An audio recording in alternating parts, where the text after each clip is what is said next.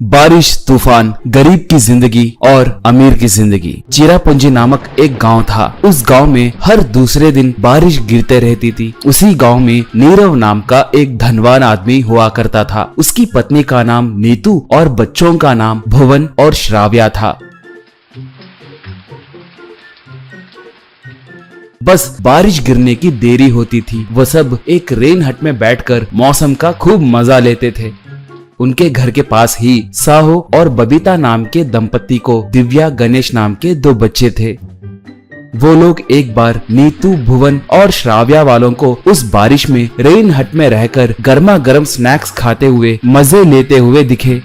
अपनी झोपड़ी में से उन्हें देखकर दिव्या गणेश से, भैया वो लोग बारिश में बहुत एंजॉय कर रहे हैं ना, मुझे भी वैसे एक हट में गर्मा गर्म पकोड़े खाते हुए एंजॉय करने का मन कर रहा है, बोली। गणेश तब, बहन तुम क्या बात कर रहे हो? उनके रहने वाले हट की कीमत जानती हो? पिताजी की 1 महीने की तनख्वाह है। नहीं वैसे आस मत रखना, कहा।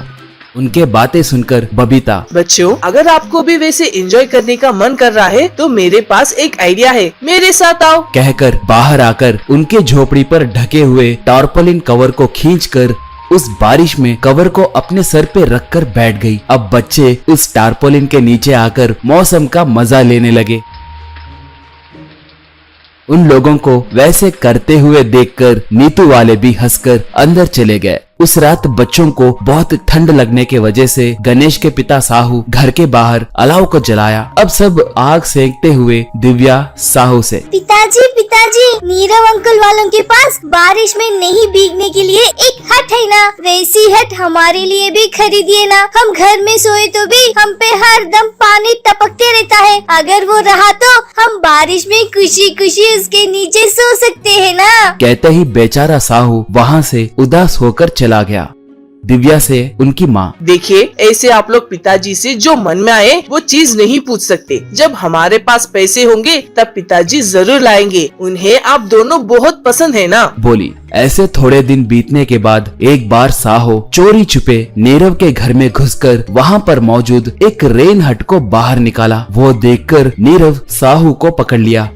इससे घर वाले सब वहाँ पर आए। साहू से नीरव, चोर कहीं के, तुम्हें शर्म नहीं आती? वैसे तुम्हारे पास रेन हट खरीदने की हैसियत नहीं है? अगर हैसियत नहीं है तो बच्चे क्यों पैदा किए? मर सकते हो ना। रुको अभी पुलिस वालों को फोन करके तुम्हें अरेस्ट करवाता हूँ, कहा। साहू तब, सर 1 मिनट मेरी बात तो सुनिए सर प्लीज, उसके बाद आपकी मर्जी सर, कहा। नीरव तब, क्या कहोगे? हर चोर चोरी के बाद यही कहता है, कौन क्या है मैं अच्छे से जानता हूँ, कहा। साहू तब, नहीं सर, परसों जब मैं मेरा ऑटो चला रहा था तब 2 अजनबी मेरे गाड़ी में चढ़े। वो लोग बार बार आपका नाम ले रहे थे। आप घर से निकलने वाला टाइम, आने का टाइम, ये सारे डिटेल्स बात कर रहे थे। वही लोग अभी आपके घर के दीवार खोदकर आपके हट में कुछ रख के गए हैं सर। आपको बताए तो आप लोग घबराओगे सोचकर मैं आकर देखा सर। कहते ही नीरव जाकर उस रेन हट में देखा तो उसमें चोरी करने के लिए इस्तेमाल करने वाले सारे हथियार मिले। ये देखकर नीरव साहू से, साहू मुझे माफ करो, मेरे भलाई के लिए आए तुम्हें मैंने बहुत अपमान किया, फिर भी तुम बहुत शान से पेश आए। अच्छे बर्ताव के लिए गरीबी कोई रोक नहीं है कहकर तुमने साबित किया, कहकर